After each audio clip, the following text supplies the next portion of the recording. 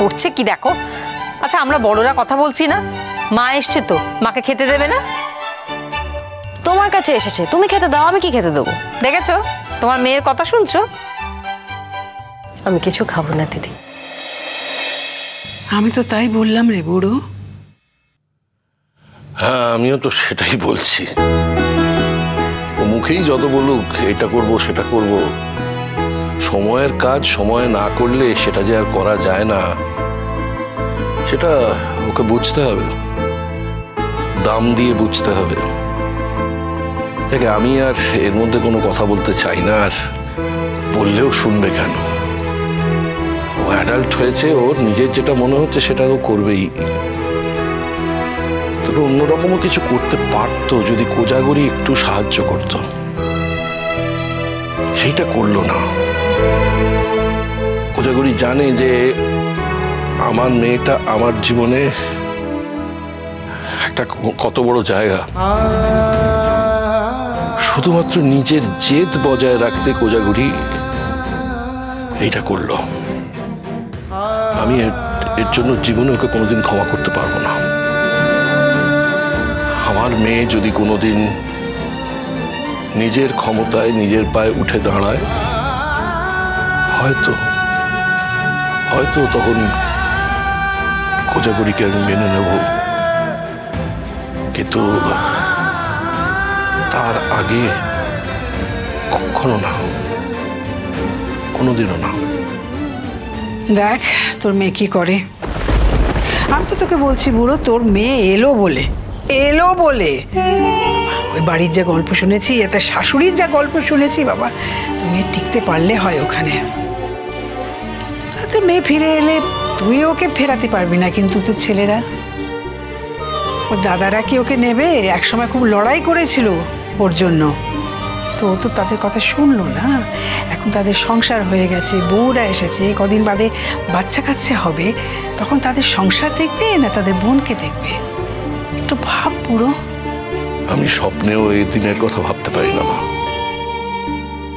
আমি স্বপ্নেও ভাবতে পারি না যে তোতা এসে বলছে যে বাবা আমাকে ফিরিয়ে নাও,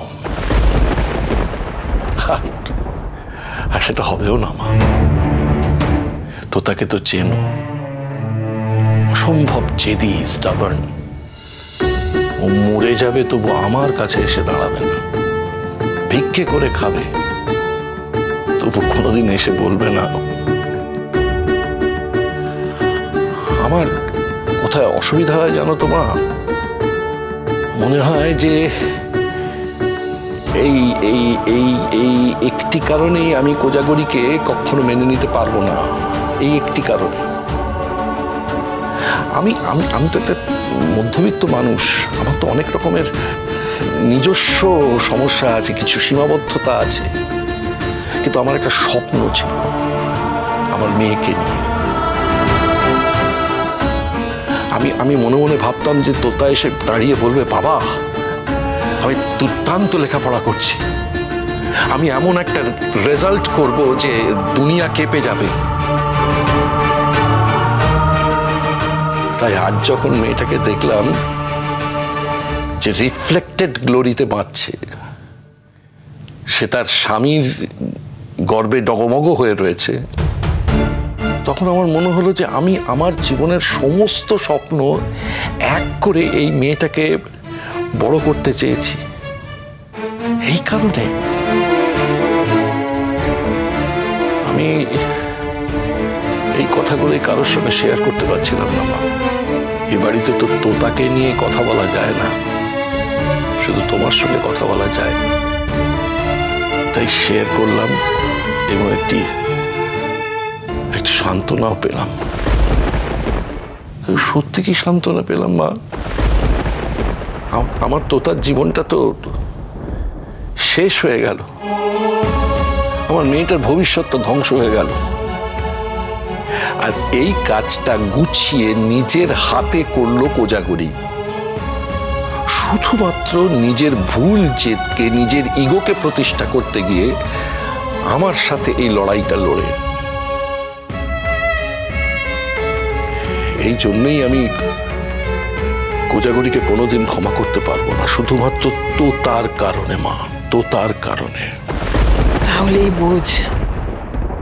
তাহলেই বোঝ বুড়ো যে মা তার নিজের মেয়ের এত বড় ক্ষতি করতে পারে, যে এতটুকু বোঝে না কোনটা লাভ কোনটা ক্ষতি। তাকে আর তুই কি বলবি রে? দেখ না, ও নিজের দোকান কতদিন চলে, দেখ এভাবে চলে নাকি? অত সোজা? অনেক দেখেছি জীবনে, অনেক দেখেছি। তুই চিন্তা করিস না রে বুড়ো, ওকে তোর কাছে আসতেই হবে। না মা, কোজাগরী হেরে যাক এটা আমি চাই না, বিশ্বাস কর, আমি সেটা চাই না। ও যা করতে চায় করুক, ও জিতুক, ও হার তো কিছুতেই মেনে নিতে পারে না। আমি তো ওকে ঈর্ষা করি না মা, শুভেচ্ছাই জানাই সব সময় অন্তর থেকে। শুধু একটা কাজ, আমি ওর সব কিছু ক্ষমা করে দিতাম মা, যদি ও তো তার জীবনটাকে স্পেয়ার করতো। মা, তুমি যে সারাদিন কিছু খাওনি এটা আমার থেকে ভালো কেউ জানে না। আর আমার মাও যে তোমাকে না খেয়ে কোথাও যেতে দেবে না সেটাও আমার খুব ভালোভাবে জানা আছে। আমার শাশুড়ি মাকে নিয়ে এই ব্যাপারে কোনো চিন্তা নেই, তোমাকে খাইয়ে খাইয়ে অসুস্থ করে দিতে পারে কিন্তু তোমাকে না খাইয়ে ছাড়বে না। না না, সত্যি সত্যি। শোনো দিদি, তুমি একটু পেটটা ভরে খেয়ে যাও, দেখো শান্তি মনে একটু খাও, সব ঠিক হয়ে যাবে। আমি এক্ষুনি খাবারটা নিয়ে আসছি। ও আসমান, বলছিলাম যে দিদির খাওয়া হয়ে গেলে তুই সঙ্গে করে পৌঁছে দিয়ে আয়। আমিও বেশিক্ষণ দিদিকে আটকে রাখতে চাইছি না, মনের অবস্থাটা বুঝতে পারছি তো। তুই একটা ঘরের ব্যবস্থা করে দে বাবা, তো ওইদিকে সব চেনা জানা আছে। না, চেনা জানা আছে কিন্তু মানে ঘর খালি থাকলে তো, আর শুধু তো একটা খালি ঘর হলে হবে না, সেটা একটা রান্না করার উপযুক্ত জায়গা হতে হবে, সব দিকটা দেখতে হবে তো। 24 ঘন্টার নোটিশ দেবে আর উঠে যেতে হবে, এরকম কোনো নিয়ম হতেই পারে না। আমি তো জোর করে দখল করে আছি, এর আবার নিয়ম কি? আচ্ছা, কোনো টাকা পয়সার ব্যাপার আছে নাকি? মানে কিছু টাকা দিয়ে দিলে যদি। আমি তো সে কথাও বলেছি দাদা, যে আমার তো এখন ভালো রোজগার হচ্ছে, আমি তা থেকে যদি কিছু টাকা মালিককে দিই। আমার তো কোনো কথাই শুনছে না।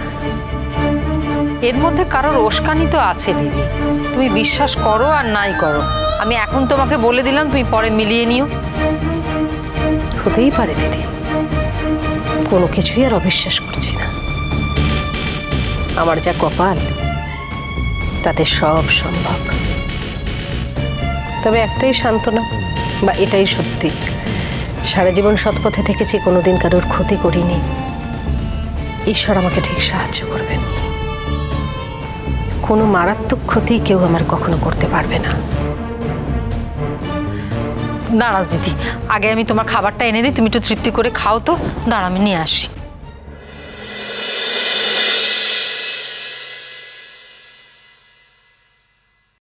মা,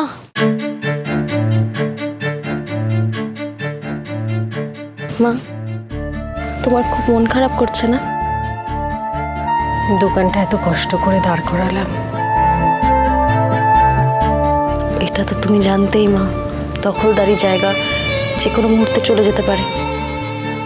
কিন্তু একদিন তুমি সত্যি সত্যি একটা নিজের দোকান বানাবে, যেখান থেকে তোমাকে কেউ সরাতে পারবে না, কেউ না। আর